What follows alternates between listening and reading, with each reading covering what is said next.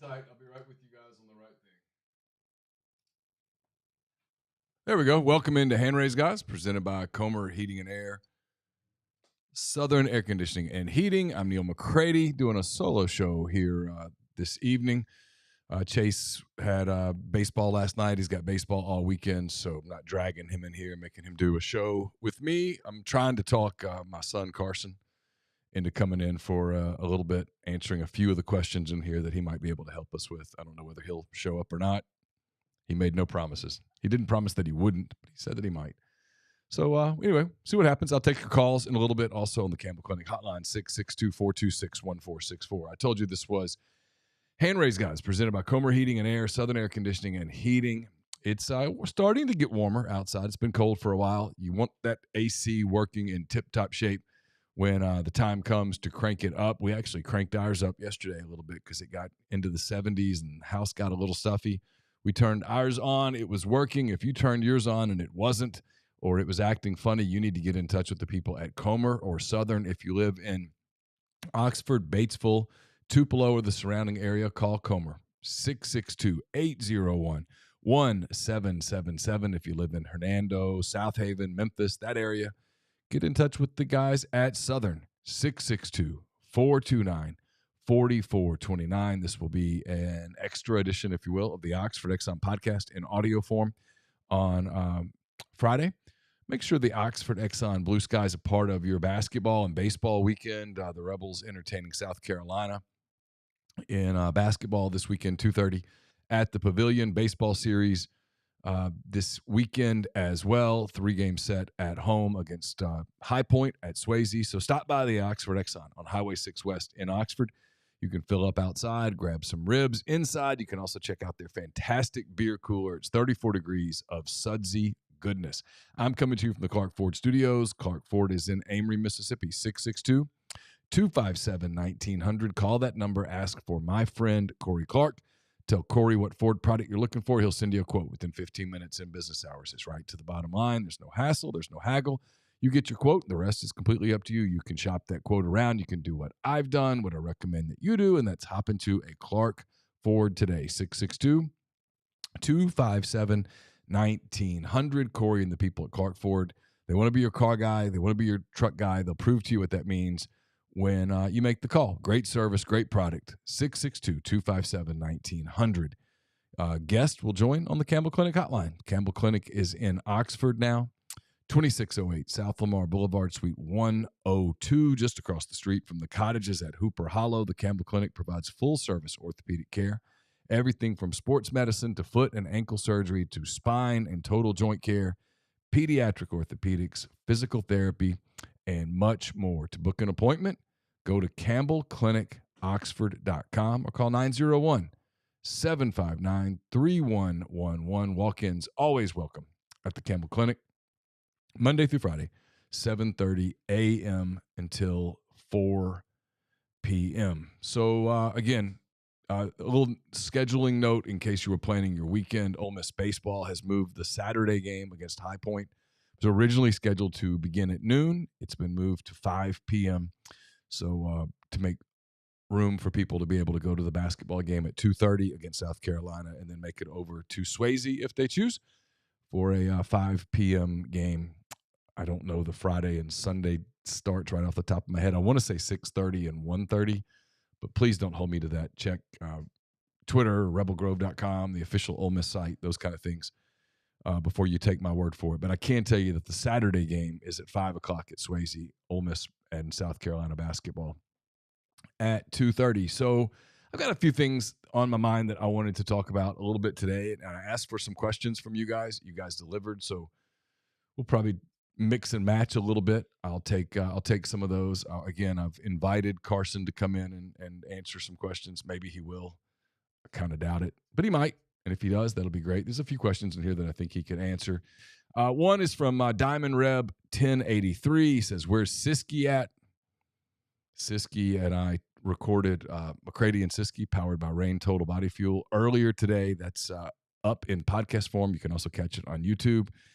He wants to know about Criteria Club. Tyler went over his picks for tonight on Criteria Club on McCready and Siskey. I think he's put it up at rebelgrove.com. I know it's on TikTok. Do us a favor. Follow us on TikTok at McCready and Siskey Podcast. McCready, A-N-D, Siskey Podcast.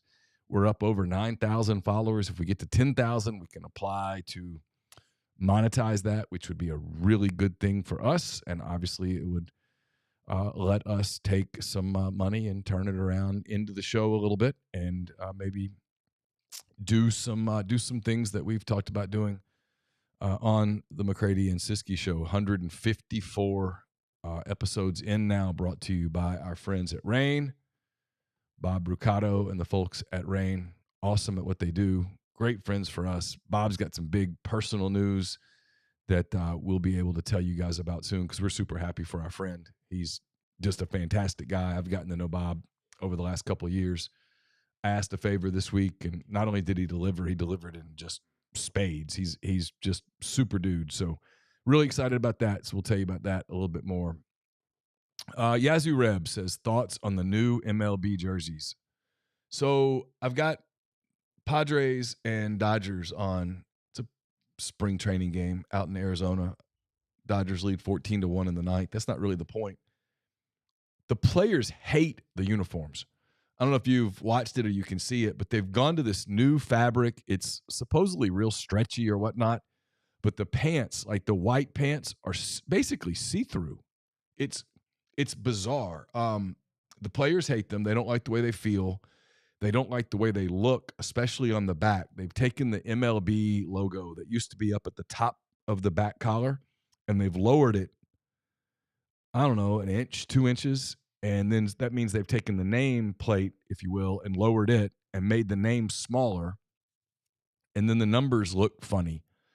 And the players hate them. So my guess is that because the players hate them the way that they do,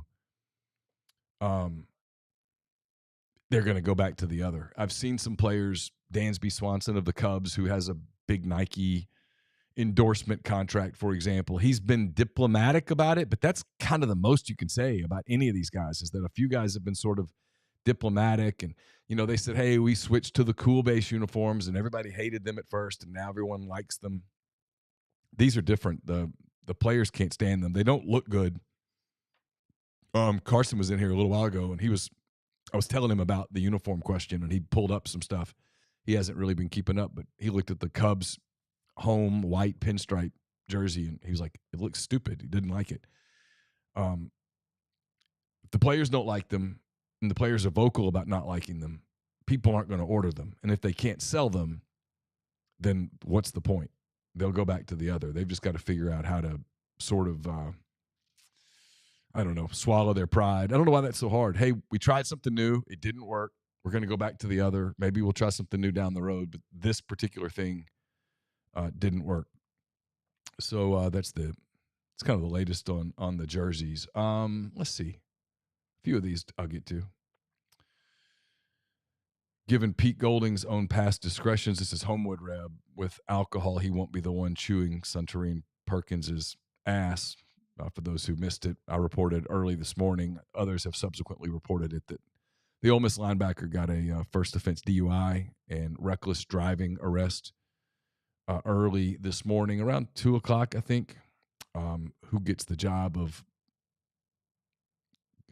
talking to him?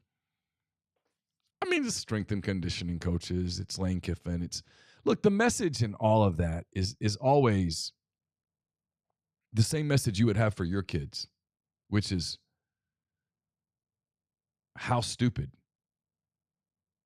how utterly stupid, because you could get yourself killed. You could get another person could. I mean, it's a dangerous thing to do. And there are, especially for football players, they've got a list of numbers they can call inside the building, in addition to just Uber. That's probably the message, is that it's along the lines of the TJ Caldwell arrest last week, which is, I've seen some people say, boys will be boys and everybody speeds, and 107 miles an hour running through a red light is a recipe for an absolute tragedy. That has to be the message. That is a recipe for absolute tragedy. It can't happen. So, I mean, I get it. People are going to I don't know, joke about whatever it is. And Ole Miss is going to keep all the discipline internal. Everyone pretty much does that. But you would hope, and I would suspect, that in both of these situations, it's used as a learning lesson where there turns out there were no real ramifications. Nobody got hurt in situations where people could absolutely get hurt. So I don't know who will handle it, but somebody will. GReb25 says, I know you don't cover baseball, but I'd appreciate your insight here. Long question, but some of this is context to the situation. If you're Keith Carter, how do you fix baseball? I understand the can't afford to fire him argument, and you have to ask yourself how important is a sport that barely breaks even argument. But I think it's evident that Carter views baseball as pretty important at Ole Miss. If he wasn't, he wouldn't have made Mike Bianco the second highest paid coach in college baseball after Ole Miss's national championship, nor would he have signed off on a $40 million project to renovate Swayze. He's depending on fans continuing to show and pay for premium seating, which only happens if the team is winning. So what do you do assuming this season goes like last? So obviously, Ole Miss won the national title in 2022, got super hot at the end, won a championship. Last season, it was a pretty rough year, 6-24 in the SEC. Didn't obviously make the SEC tournament, obviously didn't make the NCAA tournament. Finished with a whimper. I think they lost their nine straight games at the end of the season. It was a very poor season on their part. Ole Miss is off to a 2-3 start. They split a 4-game series at Hawaii, winning the first 2, losing the last 2, and then lost the home opener on Wednesday to Arkansas State, 4-2. So Ole Miss is 2-3 heading into the series this weekend against what appears to be a bad High Point team. So a number of things, and you're right. I haven't seen them yet. I don't cover baseball. Chase does. He does a great job of it. But I keep up with it because obviously we talk about it on the Oxford Exxon podcast, and I think I'm one of the people I'm probably one of his primary sounding boards when he's trying to figure out what to write, how to write it, what tone to set, that kind of thing. So I know a good bit about what he thinks. I know what a few other people think, and the sample size so far is super small, 5 games, 5 out of 56 regular season games or whatever the number is. It's incredibly small. It's less than 10% of the schedule, and it's no SEC game. But it's fair to say that informed people have concerns about what this team is, about talent, about just the way the roster's been put together. Are there enough bats? Are there enough starting pitching arms? I think Chase is pretty high on the bullpen, but so far that's about the only thing that he's really high on. And I think that's a sentiment that other people share. So to answer your question, I'm not going to avoid it, what to do about baseball? How do you fix it? The first thing is the same way you fix anything. In this era, you've got to figure out a way to pour enough money into it to where you're competitive. Now, this is where it's interesting. Because if this were a 2-3 record against, say, Texas A&M and LSU, you could use the NIL excuse. You could say, hey, they just have more money. They're buying better players. They're able to go in the portal. They're able to shop in the more expensive areas of the portal. They're able to bring those kind of players in. And you can't. You had a lot of holes to fill, and it's the whole, you have $1,000 and I have $1,000. I need one thing. You need 8 things. I'm going to get a more expensive item with my one thing than you're going to, with my $1,000 looking for one thing, then you're going to get spending your $1,000 on 8 things. Makes sense. So Ole Miss had to do some bargain shopping. And super early, it doesn't look like it went great. Now, again, it's February. I can't emphasize enough. It's early, small sample size. You can look like an idiot judging an entire baseball season on 5 games. if you're making sweeping assertions, frankly, you deserve to look like an idiot. I mean, that it's such a small sample size. But what do you do if this season goes the way last season went? I think you have to make changes. I know the argument, can't afford them. I think you have to. Now, on the flip side of that, who do you go get? What do you go do? How much justification can you put in it? I go back to the thing that we talked about earlier in the week. I'll use the same tired, horrible analogy, but I think it rings true. You've got a pie. Pick your flavor of pie that you like the most. Chocolate, pecan. You can make it a savory pizza pie. Whatever you want to do. I don't care. That's your pie. How much of that pie do you give to football? Because in this era, with football ruling everything, I think you give football the overwhelming majority of the pie. And so when you're through giving it to football and you look down at the pie and you go, okay, here's what's left.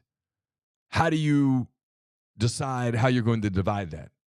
How much do you give to men's basketball? How much do you give to baseball? Because look, if you're Ole Miss and you're going to keep Chris Beard for any length of time, you're giving some pie to basketball. You just are. So how much justification can you give to money for baseball? And are you a program at Ole Miss? And I think this is a question that applies to basically every program in the country with the possible exception of in the SEC, I should say. This might not apply to Texas. Might not apply as much to Texas A&M. Maybe it doesn't apply to Tennessee. They appear to be doing really well at this. I think for everyone else, this is a question you have to answer. What can you justify? And if you give X dollars to baseball, are you taking dollars away from football? Are you taking dollars away from men's basketball? How do you prioritize sports? And that's the conversation that in those rooms, Keith Carter and Walker Jones and all of those people, when they sit down to have those conversations, those are hard conversations to have because you have to then figure out either ways to produce new revenues or you've got to tell coaches, hey, we can't give you the resources that you need to be competitive at the highest level of your sport. And if that's the case, I don't know how you get those coaches to stay. If you look Chris Beard in the eye in March and say, all right, you need, and I'm just making numbers up, you need $4 million to be a Sweet 16 caliber program, but we can only give you $1.5 million. And again, I am making numbers up. I have no idea what the numbers are. He probably is going to think to himself, I got to get out of here. On the flip side, if he says, hey, I need $5 million and you give him $5 million and he produces, great, but you probably don't have more money to go give to baseball. And that gets into the rest of your question, which is a really good question, by the way, G-Reb. Is the commitment to more facilities in baseball for premium seats? Chase has all the details on this. I really don't. I know he's written about it. It's like 800 seats or something. Is that really smart in this era of college athletics with so much based on NIL and, the football playoff and all of those things and not really knowing what the future is with the SEC, Big Ten? Will they break away? What happens? Does just football break away? Is it just football and men's basketball? Does baseball come along for the ride? Women's basketball? No one knows the answers to all of this stuff. And without knowing those answers, is it really smart to drop, I'm using your number, I'm taking your word for it, $40 million into another renovation of Swayze? I mean, I would say not. But I'm not out there all the time. I'm also not in the room with all of the athletics people that can look at the numbers and can justify numbers or say this number's worth it or what this would cost over time, how you would finance this, how you would, how you could maybe even use some of the debt to your advantage. I mean, all of those things. I don't know those answers. In my worldview, looking at college athletics today, I'm giving a ton of the pie to football. I'm tempted to give all of the pie to football. And then I'm giving what's left to men's basketball. And after that, it's crumbs to everything else. But other people have different opinions on that. There are other people who think that Ole Miss can get more mileage out of baseball than it can men's basketball. I think that's flawed. I think you can look at coverage on coverage of men's basketball as opposed to coverage of baseball, and I don't think there's any question that there's more bang for your buck with basketball. I think if you went to Alabama, if you went to Auburn, if you went to Texas A&M, if you went to LSU, even LSU, I think would tell you, hey, if we got more mileage out of those days when we were dominant in basketball than we do baseball. And yeah, they get big crowds and all of that stuff. I mean, you just go around the league. Arkansas is that way. I think they would tell you, hey, they got a lot more mileage out of back-to-back Elite Eights and a Sweet 16 than they did trips to Omaha. And the whole national championship, it's really hard to win a national championship. 64 teams make the tournament. Only one's going to win it. 63 teams are leaving with a loss.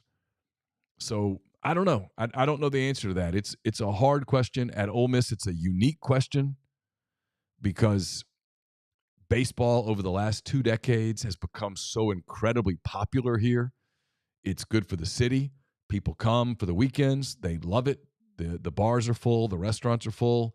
The weather is typically great. It's a beautiful setting. Mike Bianco has done a fantastic job of making baseball more than a baseball game, which I think is super important in college sports. Even in football, I think the sporting event can't be just a sporting event. You've got to have things around it. Mike's been able to do that. Right field's a party. Left field's a family-oriented party. There's a place for the kids to run around. It's something to do on the weekends in Oxford. All of those things. Things that they really haven't been able to consistently do in basketball here. But in terms of justifying what you do, and then, I mean, in a world where you get rid of Mike Bianco, for example, and I mean, I'll say the quiet part out loud.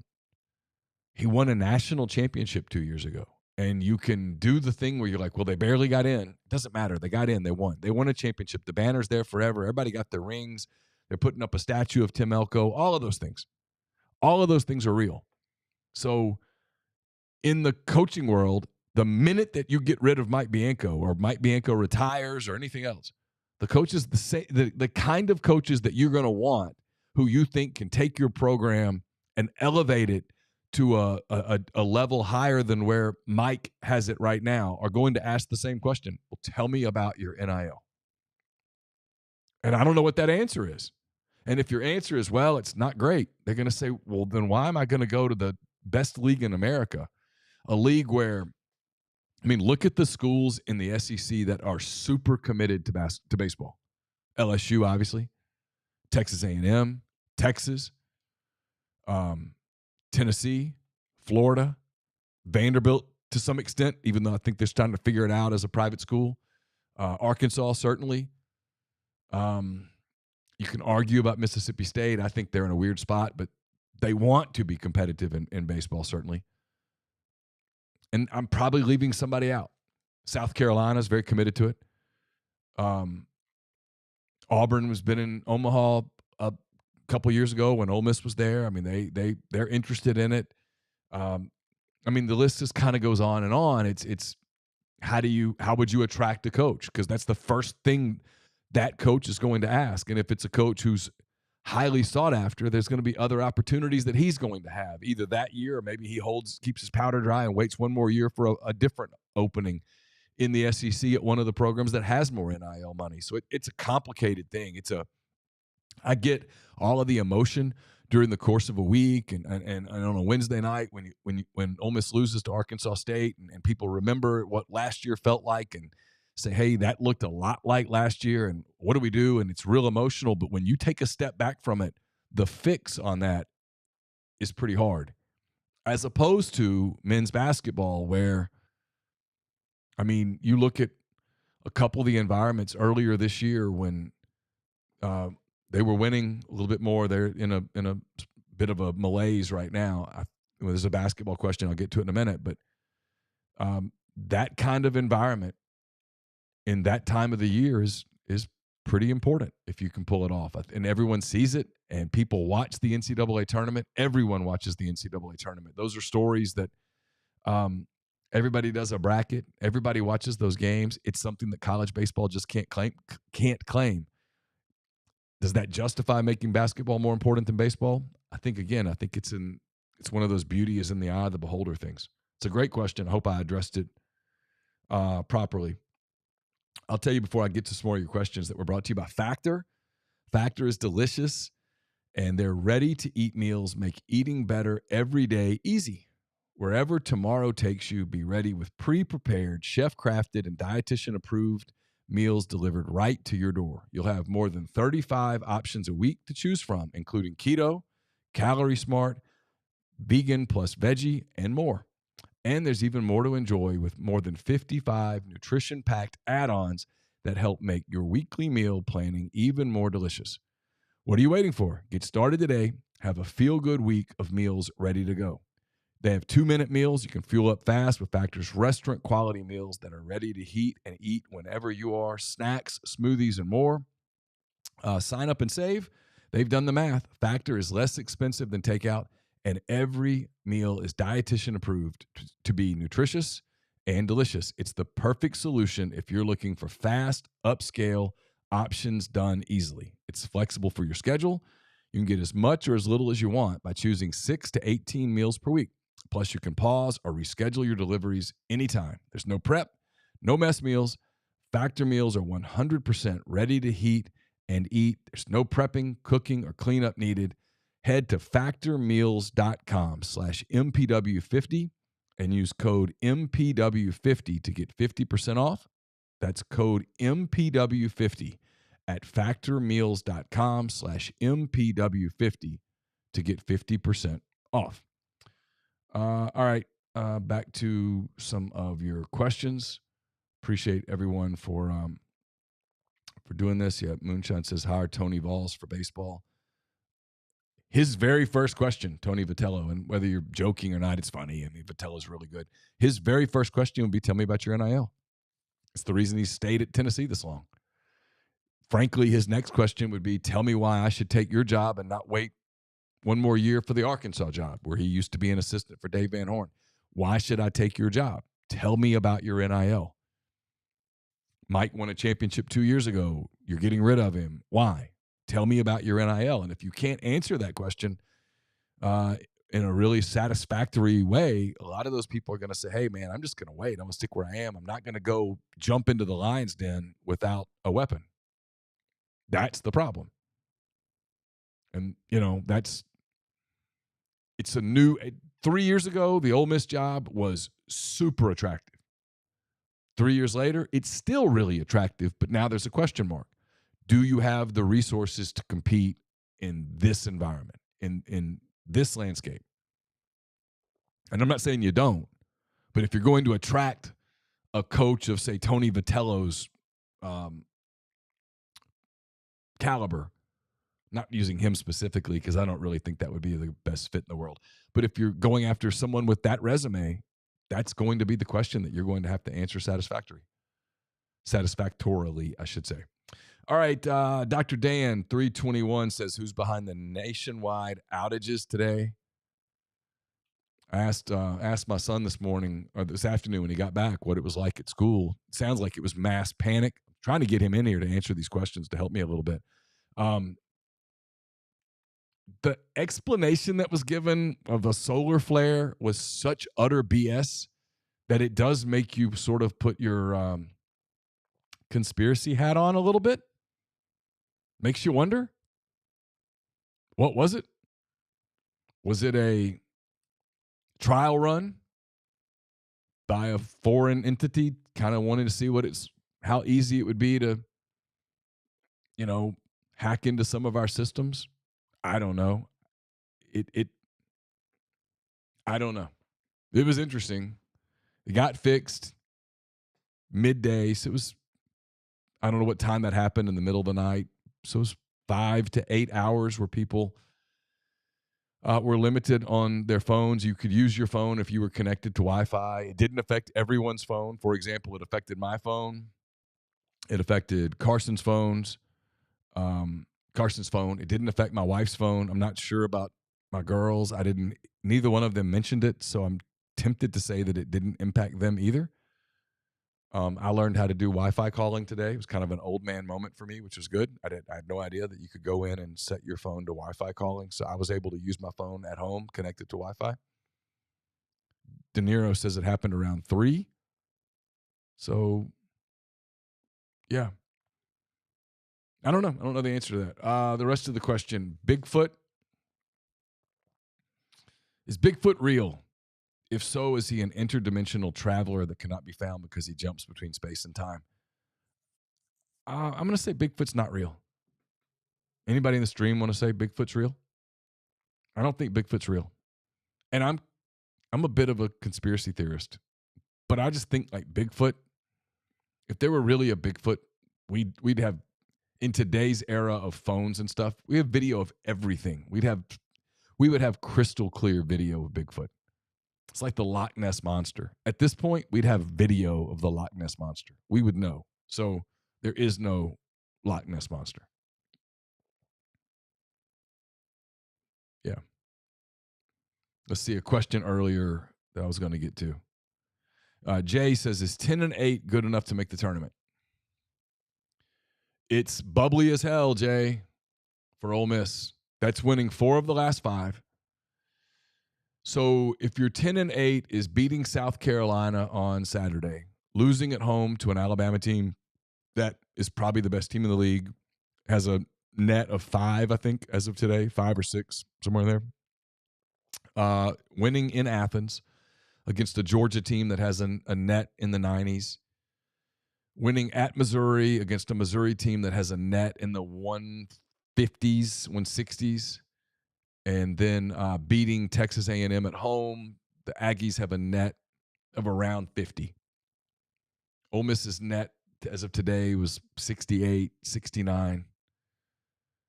Would that be enough?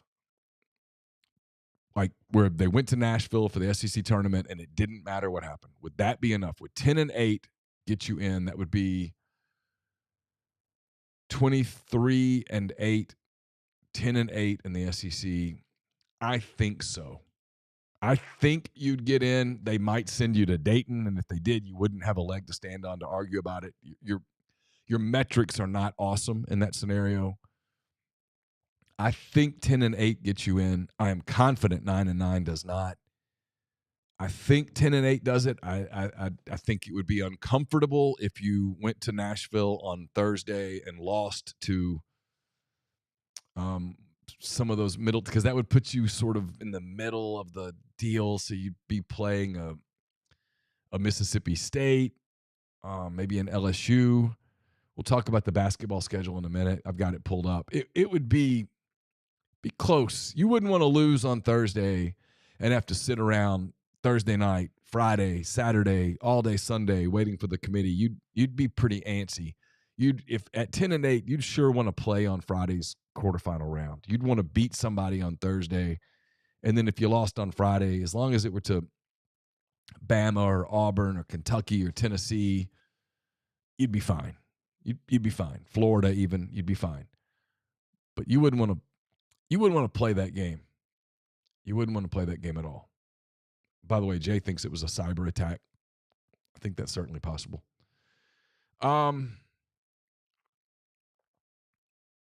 Pinewood Reb says, in a podcast in December, you talked about how Beard's team always gets better as the season progresses. Have you been surprised to see this team seemingly stall or maybe even regress over the last 3 weeks? Yeah, a little bit.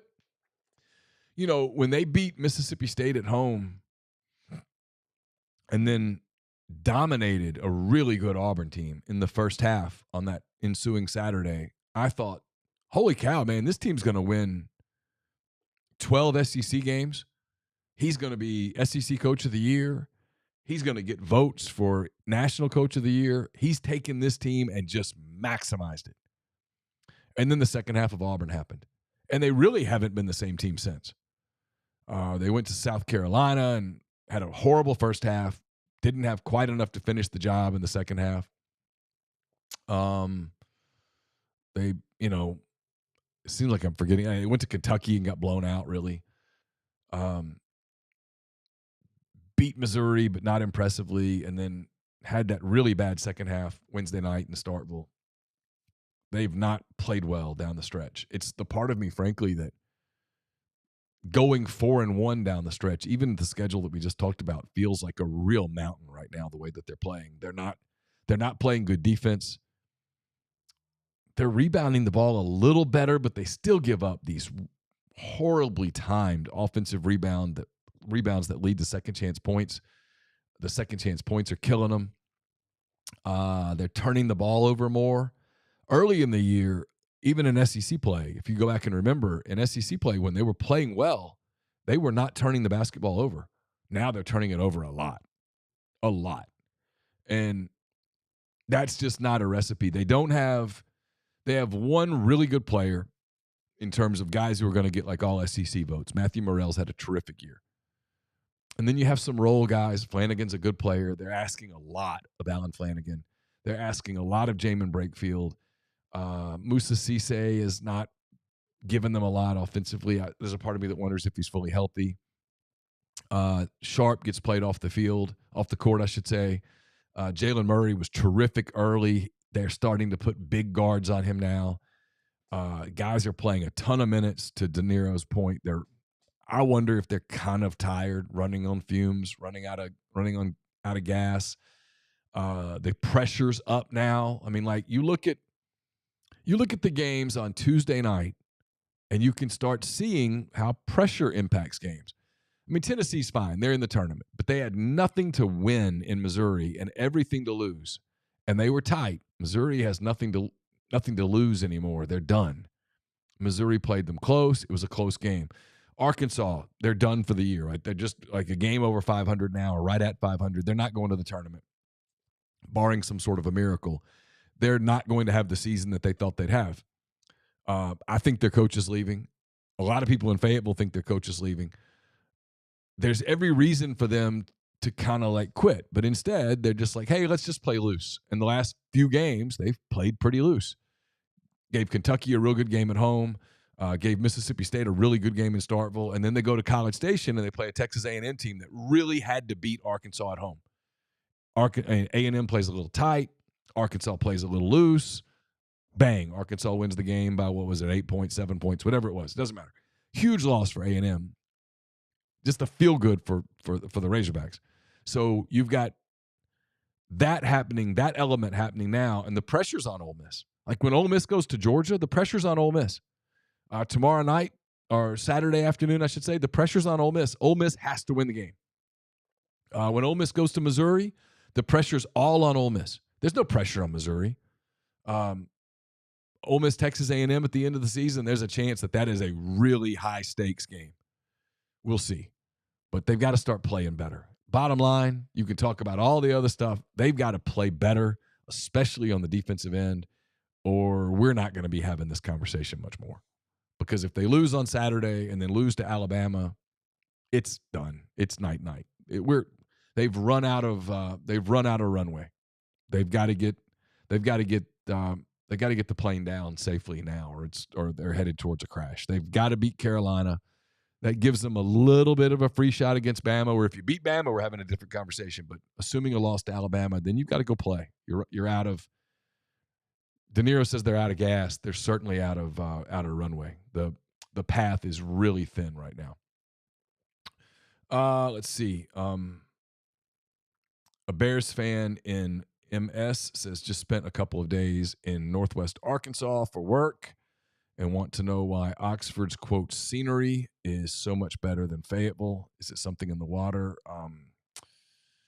Given that I have a daughter up there and a lot of her friends, and I have another daughter who graduated there and is returning soon, I will pass on that question.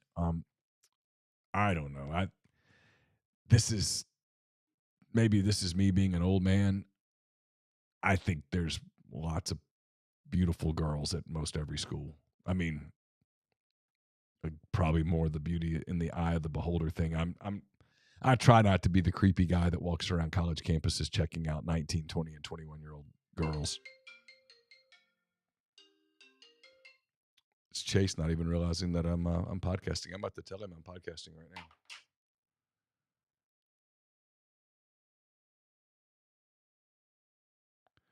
He has no idea. That hurts my feelings a little bit.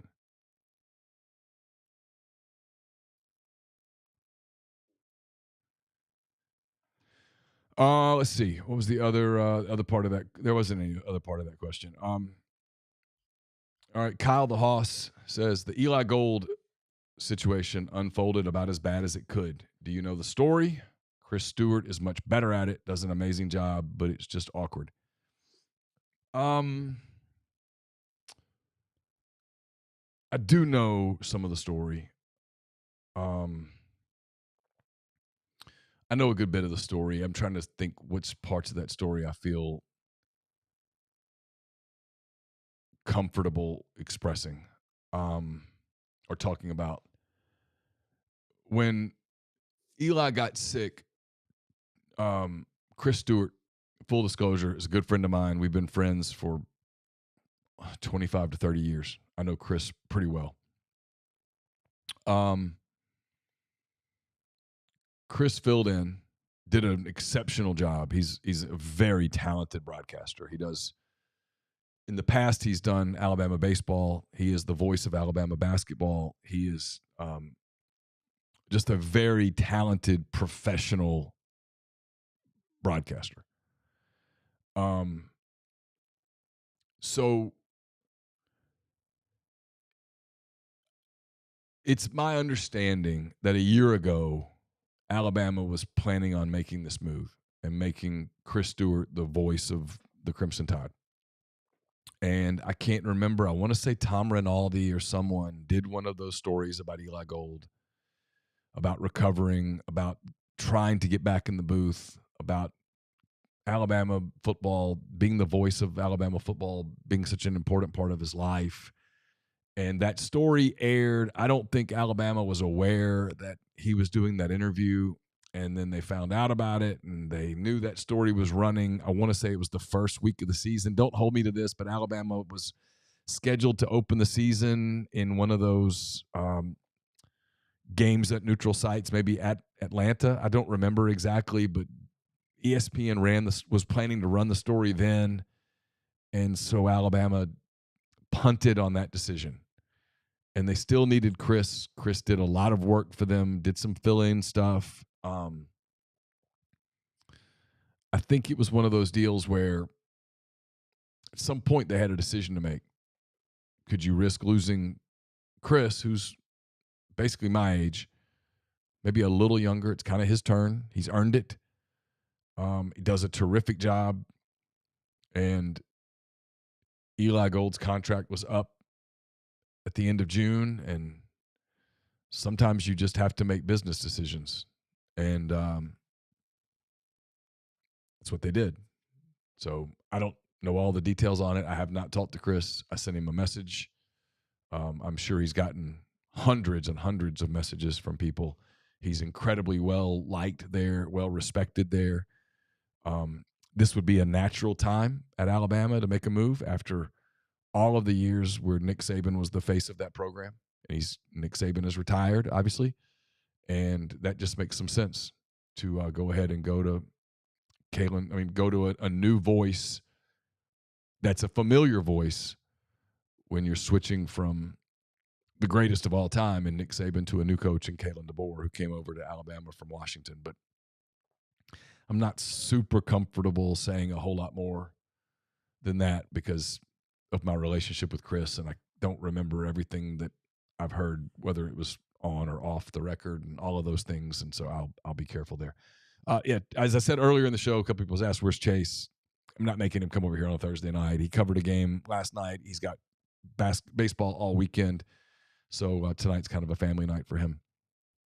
I did not ban Chase from the Clark Ford Studios at all. What's really happened is over the first 4 weeks of my recovery from knee surgery, when I couldn't get up here, this is an upstairs room in our house. I couldn't get up here, and he drove the show from there. And frankly, it's just easier for him. I don't blame him a bit. To get here in the mornings with all the traffic in Oxford, there's an infrastructure question I'm going to answer in a minute. He has to basically leave his house 25, 30 minutes early to get over here.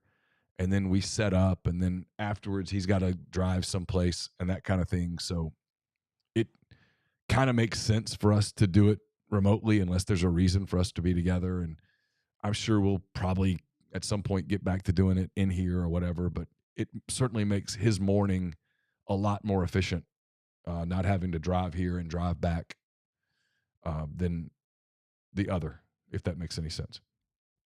Let's see. Deuce McCluster 22 wants to know whatever happened to Chris Landry after y'all's final episode. Were you more upset over that ordeal or Houston Nuts 49-10 rant where he felt it necessary to call you out? I don't know what's going on with Chris. I have not talked to him since we stopped doing that show. That show was costing me money. I couldn't get Chris to understand that. I did not like the show. I did not think the show was good. I've hit a point in my career where I'm doing so many podcasts. This is going to sound a little arrogant. I don't mean for it to. But if I do a show that I do enough shows to know when we do a show that's really good. I do enough shows to know when we do a show that didn't hit the mark or that we didn't have enough energy or it just wasn't very good or any of that stuff. And that show was never good. And there were so many times that in the midst of that show, had I had hair, I would have pulled it out. I hated the show. I thought it sucked. I told the people in Atlanta who were sort of over that show that I thought it sucked. And then he did that thing about big SEC expansion and some stuff like that. And he was wrong. And he kept calling out journalists, and he was calling out people like Andy Staples, really, who's terrific at what he does. I've known Andy since I was covering Auburn as a pup, and Andy was covering Florida as a pup. And Andy's obviously made it a long way in this field. He's really good, and he's a very good journalist. And it just, I hit a point where I couldn't do it anymore. And the whole Nick thing where he called me Nick, that had nothing to do with it. That was funny, and it made for a funny moment for people that were watching and listening, but that didn't impact my decision. In fact, if you go back and watch that show, God help you, you'll see me typing at one point. I'm literally typing the producer saying, we've got to talk when this is over. And I quit when it was over. I told them I just wasn't doing it anymore. I told them they asked me to give it another chance. I declined. It was the right move for me. I knew it was, and it was the right thing to do. And the flip side of that is that I tried the show with Tyler Siskey, and right off the bat knew that we had a hit. I knew it was really good. I enjoy it. It's fun. We do it twice a week. Tyler does 90% of the prep, understanding that I have other shows and other things, and that show's fun. We have a sponsor. We make some money on it. We have a chance to make a lot more money on it, but it's enjoyable. I get a kick out of it. People like it. I'm proud of it. Even when it's not a great show, it's still a funny show. We've come up with some new things. I think Tyler's really gifted. He's funny. And we do the life advice thing, which is fun. It's a ripoff of Ryan Russillo's life advice, but we've got a sponsor for it. It's just more fun for me. I enjoy it. And, in football season, when I'm doing 5, 6, 7 Oxford Exxon podcasts a week and 2 shows with Tyler, and I'm doing the show with Pete, and I'm doing the show with Greg Jones, and I do Mine on My Money, and I do the show with Josh Hendrickson, which I love doing. There's no point in me adding a show that I hate doing. It's just pointless. And so I didn't want to, and life's too short. And I didn't. The show with Chris was horrible, and it made me miserable. Got a call here, so we'll go to the Campbell Clinic Hotline. Who do we have? Hello. Hey, who's this? My name's Kevin. Hey, Kevin, what's up, man? Kevin, Hey, not much. Look, enough time has gone by. Can you divulge all you know about the Mike Price situation in Alabama? the Mike Price situation? Yeah, when Yeah, you found out all yeah. how all the minutia, I mean, I don't even remember all of it. It's been a minute. A lot of things have happened in my life since then. Thank you for the call. Um, I remember hearing about it on a Friday. I had a radio show I did with Taylor Zarzer and WNSP in Mobile, and I remember telling Taylor about it and making some calls that evening into that Saturday. It was obvious that something had definitely happened. I heard different things, and over the course of the next few days, I went to Pensacola and talked to a lot of people, and went to what was the name of the club? Arity's Angels. The performer's name was Destiny, if I recall correctly. And I talked to her. I talked to people there. I talked to people at Sammy's, which was another gentleman's club that he was rumored to have gone to. I went to that hotel. I want to say it was the Omni, but something like that. One of the hotels in Pensacola. And we talked to staff about what happened that night. And Tom Murphy, who covered Alabama at the time for the Mobile Register, he now covers Arkansas for the Arkansas Democrat Gazette. Tom and I worked on that story together. We won a national award. I remember that for investigative reporting. But that was the story. I mean, he used a credit card, and there was just a lot there. And he, about a week later, Alabama made the decision not to retain him. I don't really know that there's a whole lot more to add to it. I don't remember all of the minutia. I remember the thing about what she ordered in the room. I can't remember whether he went back to the golf. I think he went back to the golf course and left her in the room, and she ordered one of everything and was trying to take everything out like in a to-go order. And it was just one of those moments for Alabama where I think they realized that, or felt like it was going to be so embarrassing that they couldn't overcome it. So they let him go, and they ended up hiring Mike Shula, and you know the rest of that story. He coached at UTEP for a while. Grind. He says, did he coach a small Texas school? He coached at UTEP for a minute. I don't know where he is or if he's still with us or not. I do remember the paper contacting him before we ran the story and asking questions. And the one part that he pushed back about was the stuff that was told to us about Sammy's. And I remember taking that out of the story. Thank God. Interesting time. That was one of those. That was one of those stories that in the moment you're like, I probably should remember every bit of this in case I ever want to write about it or something. But I wasn't thinking like that. By my last trip to Pensacola, I was just thinking about not getting killed or the hell beat out of me. They knew who I was at that point when I went into Arity's. And the last time the paper asked me to go back one more time, and I refused. And I think when I refused, they realized that I was scared. I was physically worried about my health at that point. I didn't want to I didn't want to get hurt. All right, let's see. Back to the Jamoonster says Oxford is growing faster than the city can handle. What does Oxford need the most now that infrastructure, shopping, general livability? Yeah, you know, I live on the north side of town. The Oxford Commons has really developed. I wish it would develop more. I wish there was more. The part of Oxford that I wish could grow is the part that is away from the square. Obviously, the square is thriving, and everybody wants to be on the square, and the square is incredibly vibrant. Like there's just no wasted space hardly at all on the square. It's a incredible area. People love it. They go there, and I get why nobody wants to ever really go off the square because nothing quote has worked. I wish that there were some restaurants and things that could work in other parts of town, especially my part of town, north part.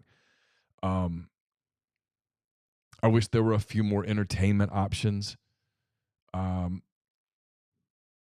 obviously the roads they've done a lot of work to kind of expedite traffic.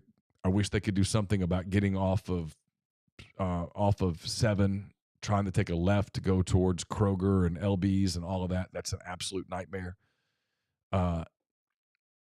It's just a town that's grown super fast, and the school has grown super fast. They've had huge enrollment advances over the last several years, especially the last few years. And when the kids are in town, meaning the college kids, you can really tell it. But I don't know. I mean, I'm not an engineer. It seems to me that they've got to keep up with the roads and that kind of thing a lot, especially if Ole Miss is going to continue to grow, because it's a vibrant town, and when the kids are here, that's 25,000 students or so. Is that about what Ole Miss's enrollment is? I might be underestimating the enrollment. And the town itself, forget the Ole Miss part of it, the town itself in the 15 years that we've lived here feels like it's doubled. It's crowded. There's a lot of people here, but I think they probably have to build more schools. They probably have to think about building another school. There's a lot. Hey, who do we have? Hey, caller, you're on. Hey, Neal. How you doing? This is Austin. Hey, Austin, what's up? Man, not much. Before I get into my question, just real quick for us and everybody listening, how's your recovery going, man? Oh, thanks for asking. It's 6 weeks today. I went my follow-up. Everything went well. I've been cleared to kind of start walking. I think he told me 4 to 6 weeks from now I can start a running regiment carefully. Really no pain. Still kind of stiff, but no pain anymore. I'm not popping Advil every 4 hours like I did for about 4 weeks. It's going good. It's going good. I'm glad I did it. I had to do it. It was becoming debilitating, and I wasn't going to be able to do a lot of the things that I enjoy doing. The meniscus was shredded, and it hurt a lot. I woke up in pain this fall a lot. I'd wake up at 2 a.m, and it was just killing me. And I knew I needed to do something, and I knew there was never a really good time to do it. But I figured when the football season ended, when the bowl season ended, was probably the time to do it. I'd hoped to do it a week earlier than I did it, but I've had to cover some home basketball games from TV, but that's really been about the only thing. And we've had to do the podcast remotely, but this was the time to do it. I couldn't do it in the fall. It would have been a nightmare, but I was able to do it this way, and it wasn't that big of a deal. Thanks for asking. No problem. I'm glad you got seen, and I'm glad you got taken care of. Real quick, you hit on something today on McCready and Siskey that I've been talking with my friends and family about. Every time that I bring it up, they look at me like I've got two heads. But you hit on something about, and I won't dive into politics real quick. I just kind of want to get your opinion on something. So 2024, it's almost a done deal, essentially, who's going to be the Republican nominee this election cycle. Yeah. Barring anything I've seen. My quick question that I'm bringing up to you is if you're the Republican Party, and I'll even throw the Democrat Party in here for giggles, in 2028, more than likely you're not going to have Donald Trump or Joe Biden. I would be pretty. I think it's a pretty safe bet. Yeah. And if you're either one of those parties, if you were just like crystal balling it, who do you believe is like the prime ideal for both candidates, for both parties, prime ideal 2028 election, Republican versus Democrat? Who would you say now? If you go through history, we've always had we've always gotten to points in American history where a third party emerges. It hasn't always been Democrats versus Republicans. There were the Democrat Republicans. You had the Whigs. You've had other candidates, other parties, I should say. I think the atmosphere is more ripe for a new party today than ever before. I mean, I really believe what I'm about to say. I do not think our country is as crazy divided as the media and the internet wants you to believe. I really don't. I don't think that the far right and the far left represent nearly as much of our country as the media wants you to think. I just think most of us, A, don't have a lot of time for that. B, I don't think our value system is all that different than it was 30, 40, 50 years ago. I think there is a desire among some for us to be divided, for us to hate each other. It's one of the reasons I think so much of like social media, they really harp on like things like race and the the transgender thing. I mean, I don't know many people. I'm not sure that I know any people that are as quote racist as we're told, as are portrayed, right? I just don't think people think that way. I didn't raise my kids that way. I wasn't raised that way. I think that's pretty pervasive. I'm still amazed. To answer your question, I'm trying not to go long deep on this. I'm still amazed that it's Donald Trump versus Joe Biden. It's two people that neither one, if you look at the polling data, neither one of them come close to 40% on popularity.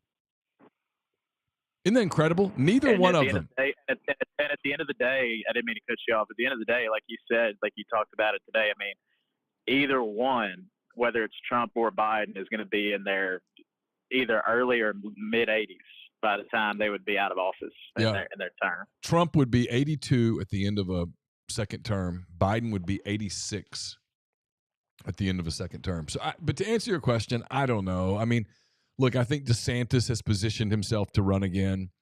I think Gavin Newsom certainly has his eye on the future with the Democratic Party.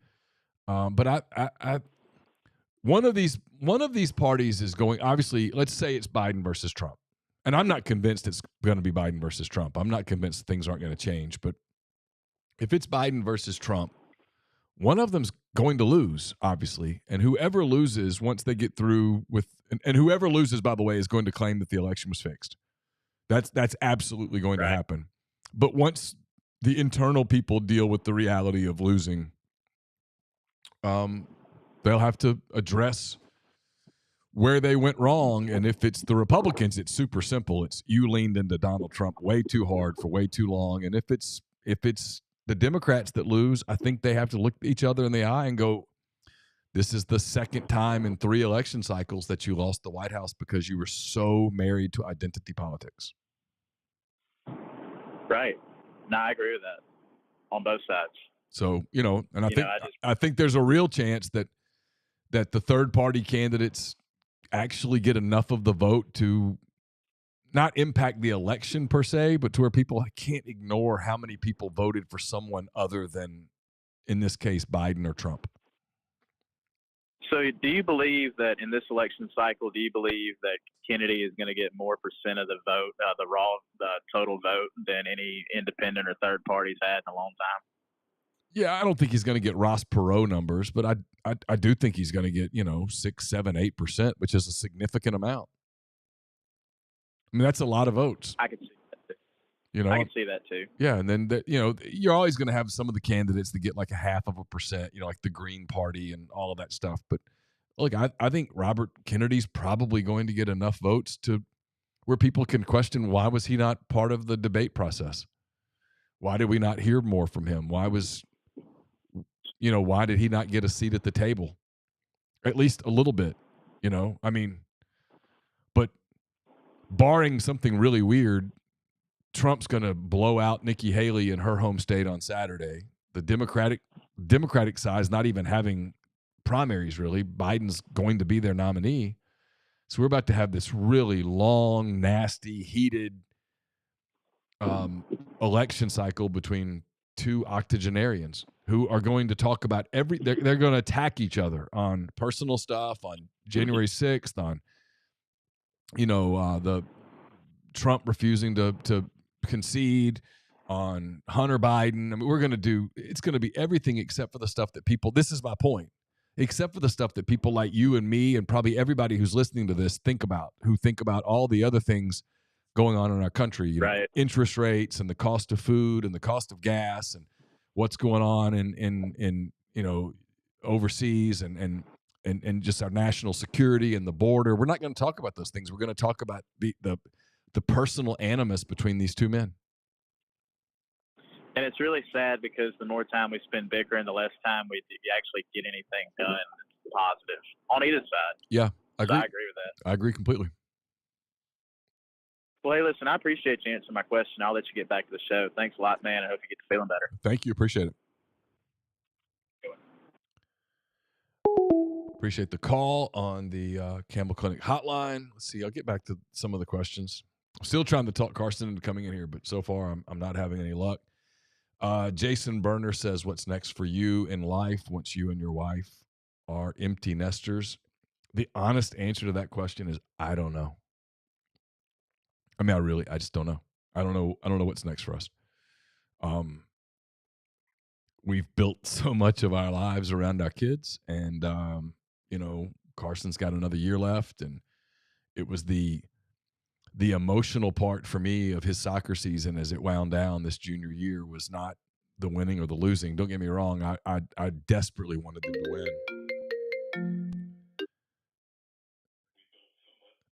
Caller, hang on real quick. I'm going to finish answering this question and I'll get right to you. I wanted them to win, obviously. The emotional part for me. Hey, caller, turn your device down. I wanted them to win.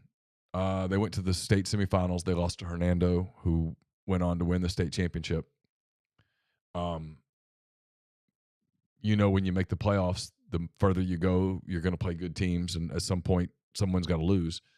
And it wasn't that. It was the realization that there was just 1 year left, that there was just one more season, and that this time a year from now, that thing that we've done so much, which is going to watch his games and all of that stuff, won't be there. And I don't really know, kind of what we feel like when that's over. I think both of us, to answer your question, I think we'll kind of see where our kids are and what they're doing and what we can do, what we want to do, and then we'll kind of make some decisions at that point. I'm not ducking the question. I don't really know the answer. Tupelo Reb 99, at what age are you eyeing retirement? Man, at this day and age, I don't know. I don't know that anybody can afford to retire. I'm way too young to even think about retiring. I don't feel old, so haven't even given that a thought. I don't know what chapter's next for me, what that is, what it's not. I don't know. I'm open-minded to some things, and obviously I have some interest in some other things, and I've talked to people about things, but we'll see. Florida Reb 10 says, since spring training is about to start, what are your MLB predictions? I mean, the easy one in the National League is that if the Braves can stay healthy and the Dodgers stay healthy, they look like two behemoths just headed for one another. The Dodgers on paper are phenomenal.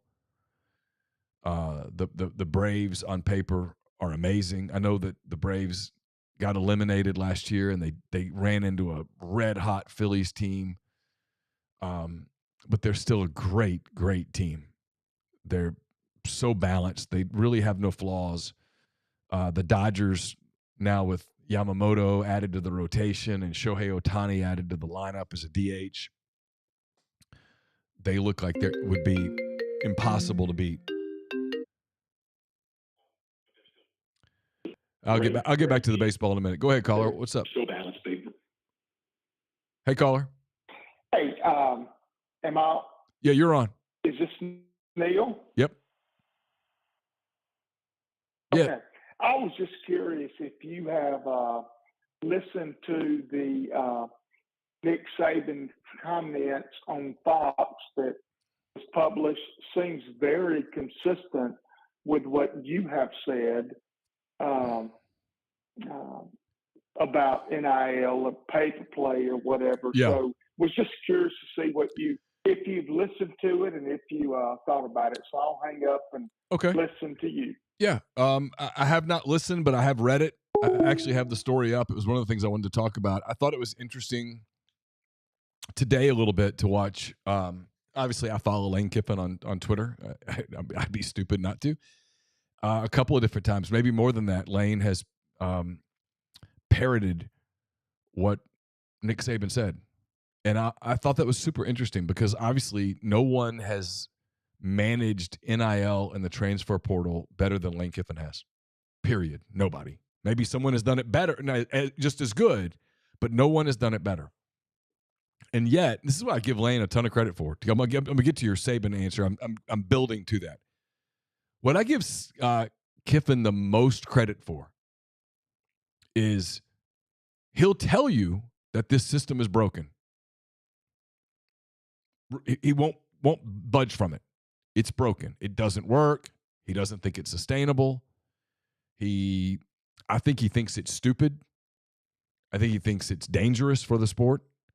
Now, he makes the most of it because that's what his job is, and that's the way he's wired. Is okay. These are the rules that I have to work with. This is the paradigm. This is the landscape in which I have to work. I'm going to work with it. But then he'll tell you, as he did at the Peach Bowl, as he does all the time, as he sort of said today by referring to what Saban said and saying, hey, see, he can say it now. He's not at Alabama anymore. Nick Saban said, hold on, I'm going to get this caller to hang tight. Hey, caller, are you on? I lost him. Okay, Nick Saban said, I'm not really looking for a job, but I do know I'd like to impact college football the best way I can, whether it's being a spokesperson or anything else. Listen, I'm for the players. It's not that I'm not for the players. I want to see the players have a great quality of life and be able to create value for themselves. But we've gone to nobody talking about education, nobody talking about creating value for their future, to talking about how much money can I make while I'm in college. I think the consequence of this could come down the road when some of these guys get 28, 29 years old, that maybe they didn't prepare themselves for when they can't play football anymore, which is what you should do when you go to college. He says, what you have now isn't name, image, and likeness. A collective has nothing to do with name, image, and likeness. Amen. Saban said he would like to see any player compensation model that is created to be brought in-house at the various schools and taken away from donor-based collectives. Frankly, that's an opinion that a lot of people share. He says that there could be Title IX issues. Quote, people can give money to the university again and get a tax deduction for doing it. And the university in some kind of way shares, whether it's share revenue, whether it's buying marketing rights, which is a possibility. He says you can buy somebody's marketing rights as an institution, and I don't want to say cap because that sounds like a salary cap, but find a way for schools to invest the same amount of money in players, just like everybody can invest the same amount in a scholarship. This becomes a part of the scholarship. He says just like an NFL player has a contract or a coach has a contract, something in place so you don't have all of this raiding of rosters and mass movement.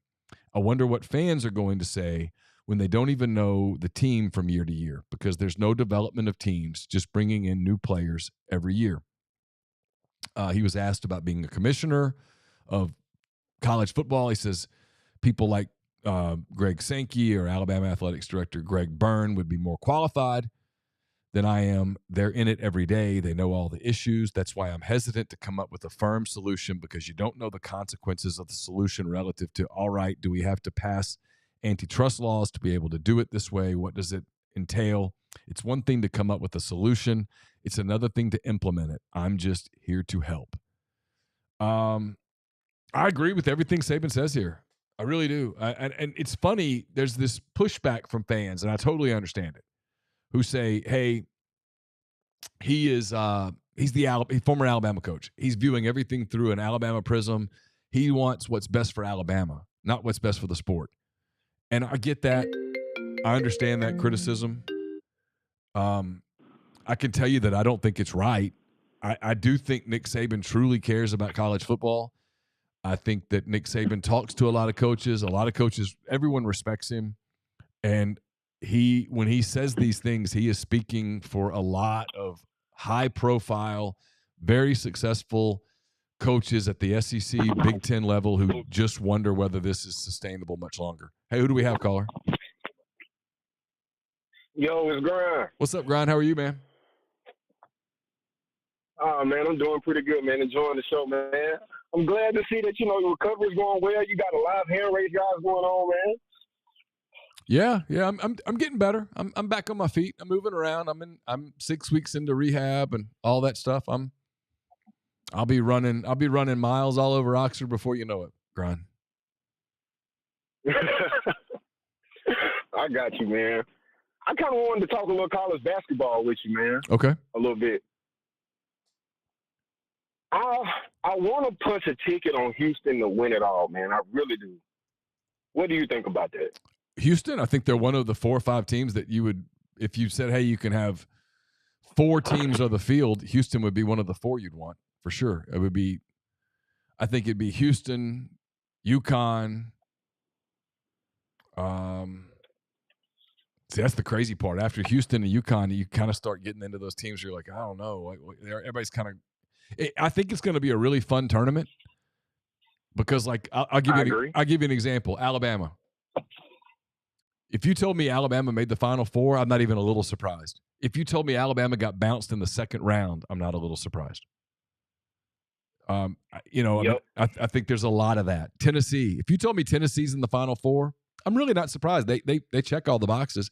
If you told me Tennessee gets beat in a 4-13 game in round 1, I'm not surprised.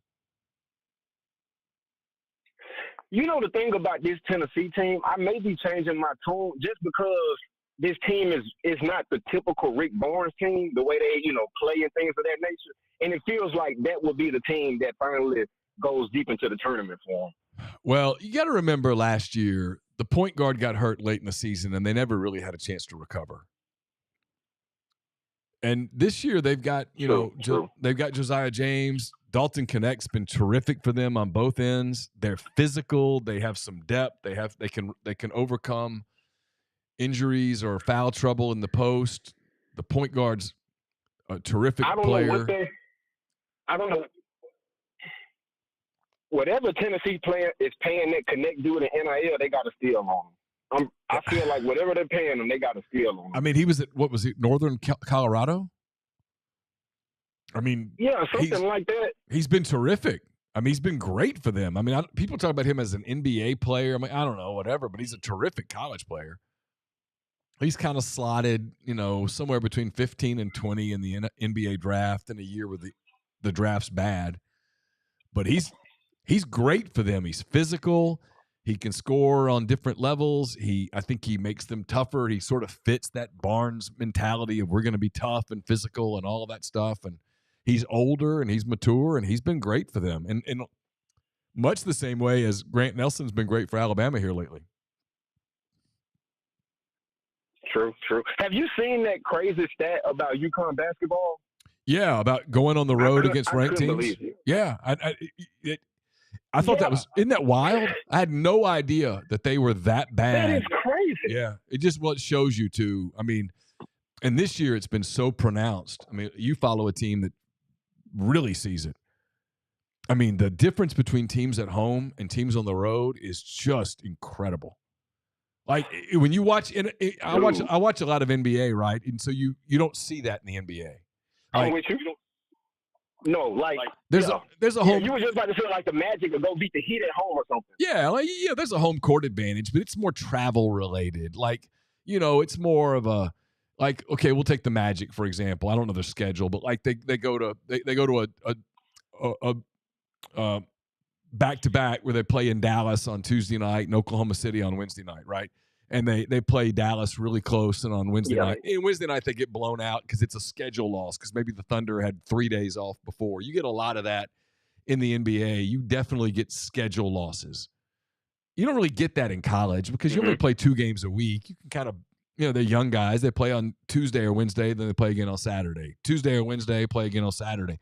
But it's amazing the difference between what a team looks like on the road and what a team looks like at home. It is the damnedest thing. Man, you would think that like when teams hit the road, everybody girlfriends just broke up with them. You know what I mean? Yeah. You would think that. I know it, and it's not like my God. It's not like there's the travel's that extreme. I mean, you board a flight, you fly someplace, you spend the night in a hotel, you get up, have a shoot around, have a meal, go to the arena and play. But it's wild. I mean, it's why when like Kentucky went to Auburn, everybody's like floored. And I get it, because Auburn looks like a Final Four team every time they play at home, and Kentucky looks like Kentucky goes to LSU last night and loses. It's just it's crazy. Yep. But it's why the tournament on a neutral setting, and I don't know how many people listening have ever been to the NCAA tournament, but the NCAA tournament's weird because it's 4 games in a single day at a site, which means that first game is typically kind of sleepy. It's the biggest game of the year for both teams, and yet it's 11 a.m. or noon, and it's kind of sleepy, and the arena's kind of empty, and it's kind of cavernous, and when they're warming up, there's nobody there.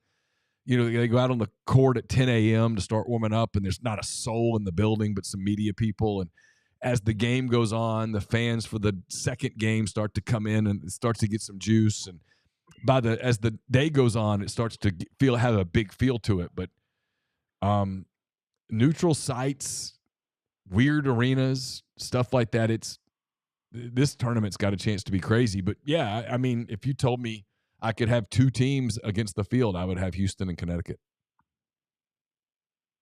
Agree. Okay, I'm with you on that. And my last 2 things before I let you go, I want to see if you agree with me on this one about Auburn basketball. Then I'm going to ask you about Ole Miss basketball.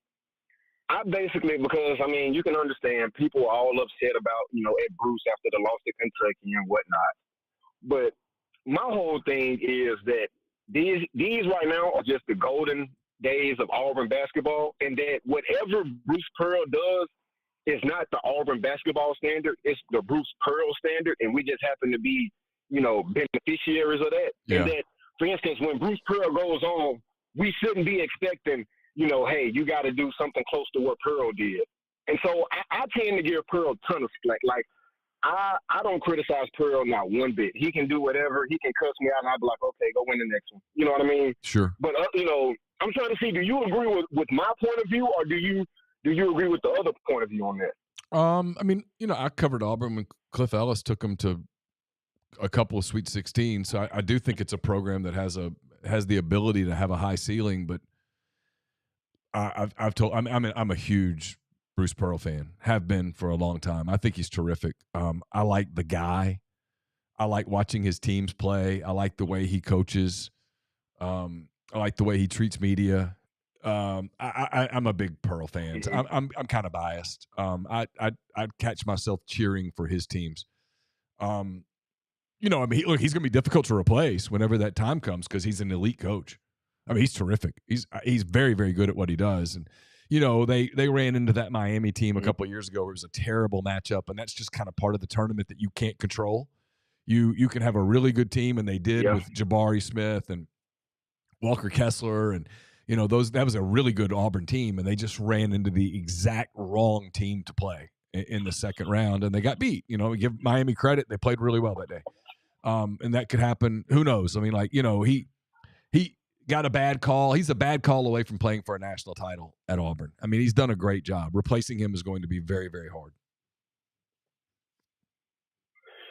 And that's all I've been trying to say, but it's like, I don't agree with, the whole sentiment that as a program, rises, that you get more critical with a coach, especially if you've never been super successful in that, with that program. So Auburn should thing. let Bruce Pearl stay there as long as Bruce Pearl wants to stay. They literally, there should be the deal with him would be, Bruce, as long as you want to be here, you're here.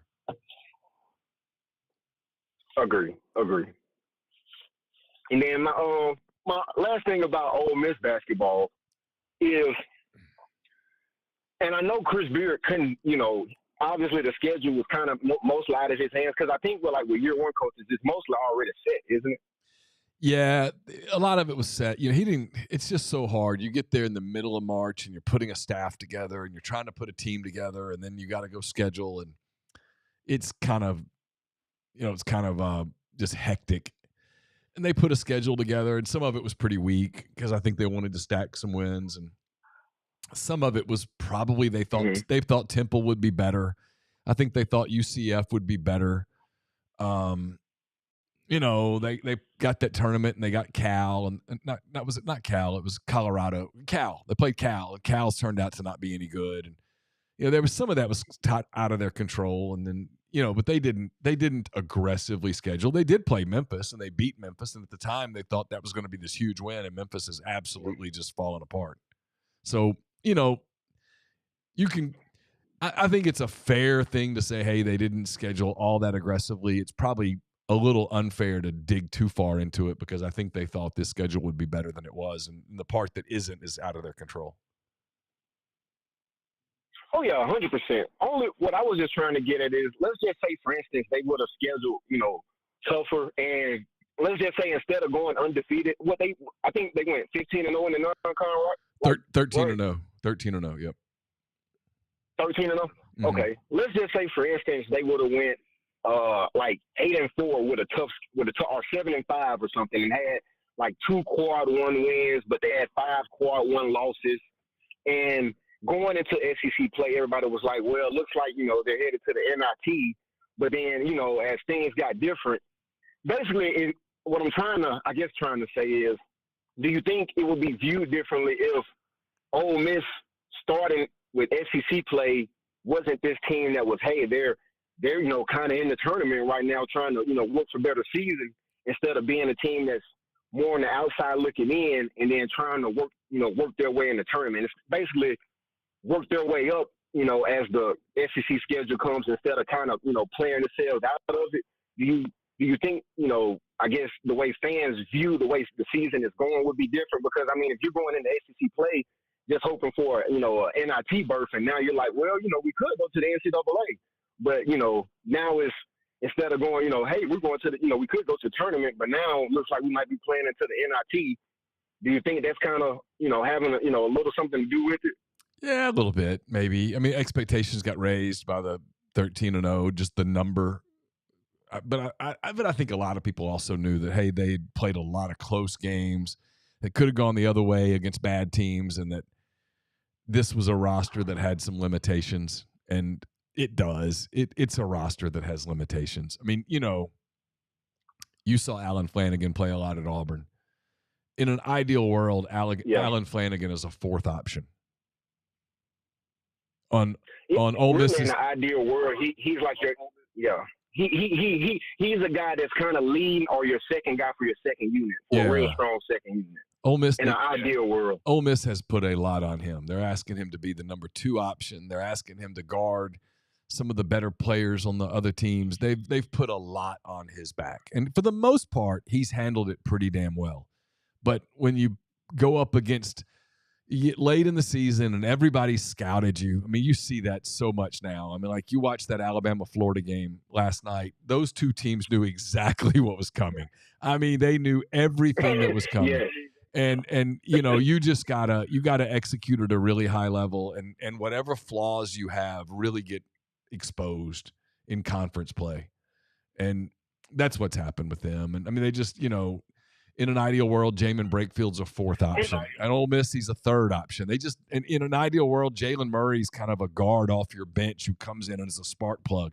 Ole Miss needs him to play 35 minutes a night. They're asking a lot of different people.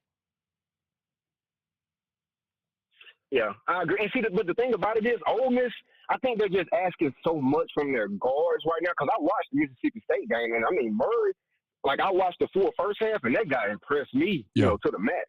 I mean, when he's going, he's going. And so, I think that's what gives Ole Miss a chance, because, I mean, obviously in college basketball, it's all about the guard play. And so, I guess I'm going to leave you with this and then hang up. If I told you can't take Alabama, Kentucky, or Tennessee to win the SEC tournament, and that Jalen Williams for Auburn is going to miss the SEC tournament, what 3 teams would you take to win the SEC tournament? Florida. And I'll hang up and listen, man, and I enjoy the show. Who are the ones that are out again? I can't have Tennessee, Alabama, Auburn, or Kentucky. Well, you can take Auburn, but Jalen Williams won't be playing in the SEC tournament. Okay. And I can't have Alabama, and I can't have Tennessee. Nope, and you can't have Tennessee. Okay. I can have Kentucky? Yeah, you can take Kentucky if you want to. I would take Florida first, no question about it. My second choice would probably be LSU. I love the way they're playing. I had Blake Lovell on a couple weeks ago, and he was like, "Hey, watch LSU." And Blake knows the league. He was like, "Watch LSU. Just keep an eye on LSU." And sure enough, man, they've played really well lately. Like, they didn't get credit for how well they played Alabama in Baton Rouge. Alabama had one of those 10-minute stretches where they like kicked the ball from half court and it went in. But LSU was with them. They played them really, really well, and it got my attention. Their performance last night against a desperate Kentucky team was impressive. And then the third team would probably be Kentucky just because of talent. If Auburn doesn't have Jalen Williams, I don't think I could pick them to win 4 games in 4 days or whatever. But I'd probably take Kentucky because you're going to get the Rupp South, and they do have a talented roster. They could easily be the team that pulls that off. You know, if things hold, because Matt Jones on KSR has been drilling this will only be the second time ever that Kentucky won't get a double bye in the SEC tournament. That they won't be a top 4 seed. Wow, that's true. I hadn't even thought about it like that. You're so used to their fans being at the Wednesday games and the Thursday games, and you look at them like, what the hell are y'all doing here? You don't play till tomorrow. But no. Look, it should be a really fun tournament. It's kind of up for grabs, and if Kentucky's playing on Thursday, their fans will all be there, and like even some of the teams at the bottom of the league, like Georgia's capable of winning games.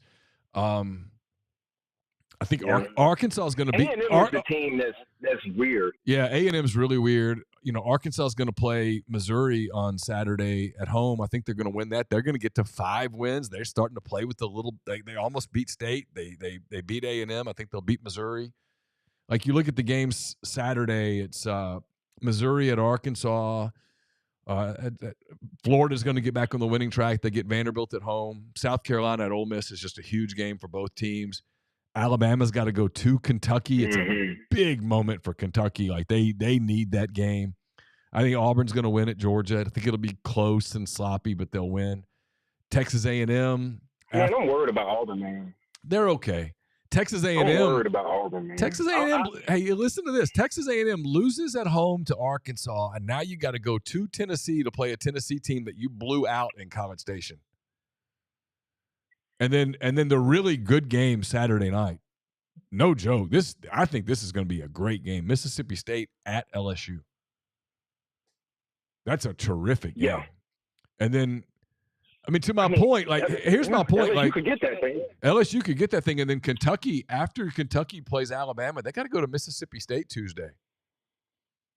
It's the league's.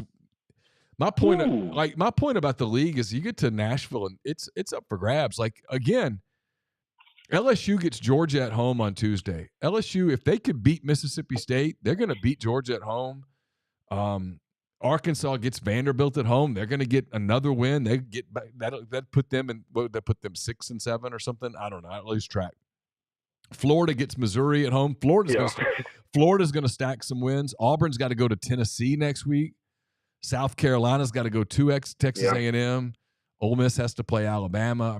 It's pretty interesting stuff. The Kentucky part of this is what's interesting to me, because they could easily lose at home to Alabama. They could easily lose at Mississippi State.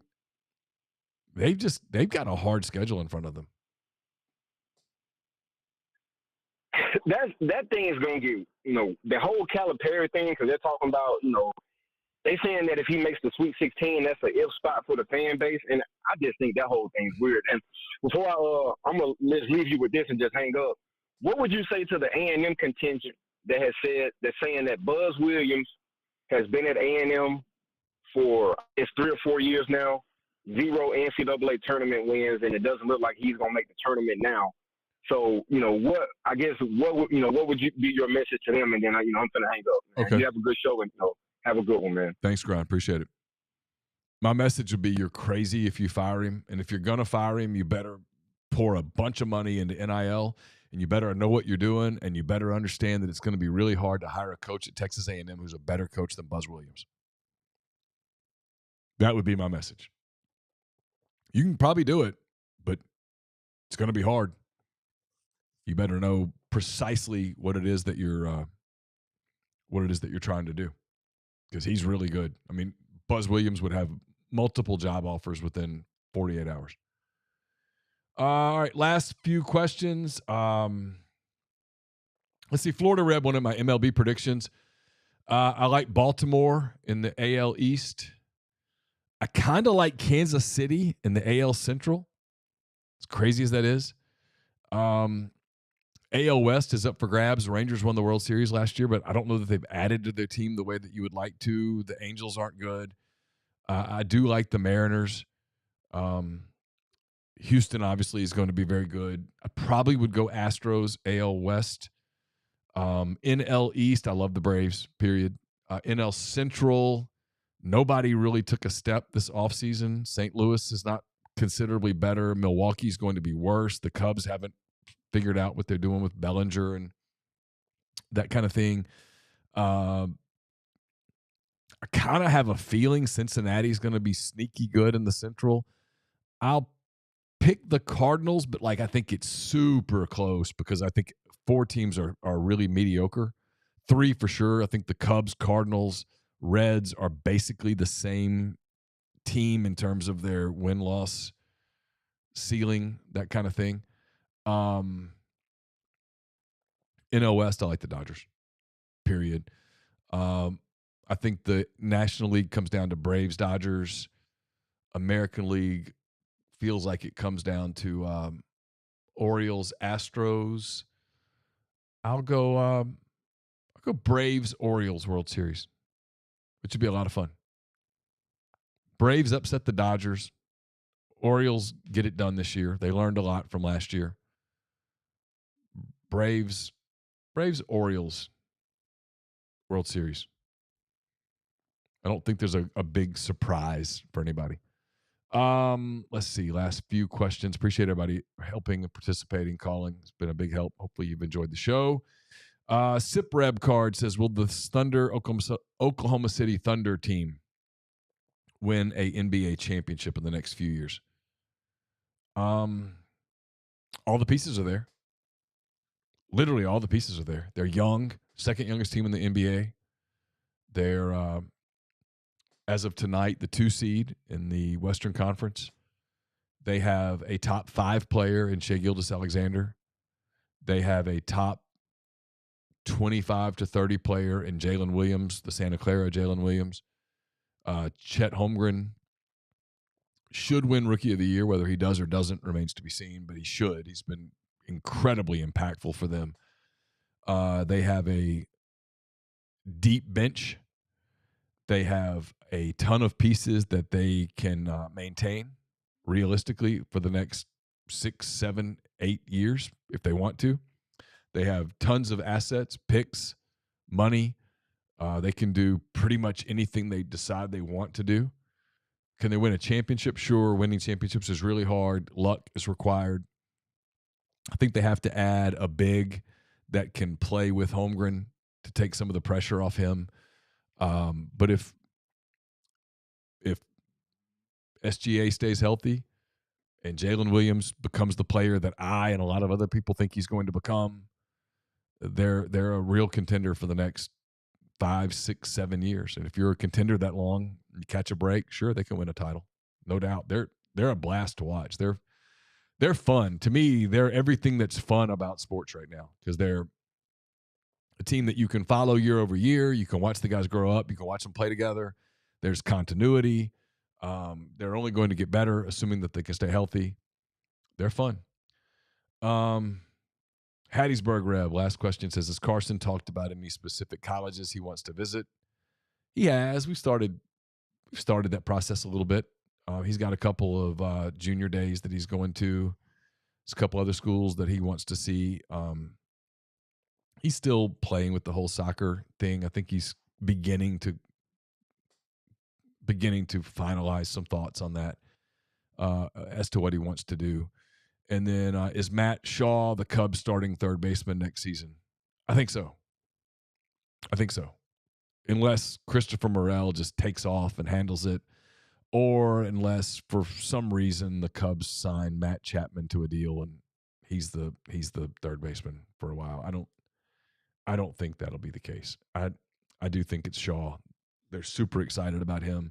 It's one of the reasons I don't fault the Cubs for not overpaying for Bellinger or Chapman or those kind of things. They have all these young players. Even if you add Chapman and Bellinger to this team, they're nowhere near as good as the Dodgers, as the Braves. You have all these young bats in their lineup, in their system, I should say. I don't mind the approach that they're taking to build from within, the way the Braves did, the way the Dodgers did to a degree. See what you have, and then make more educated decisions in the near future.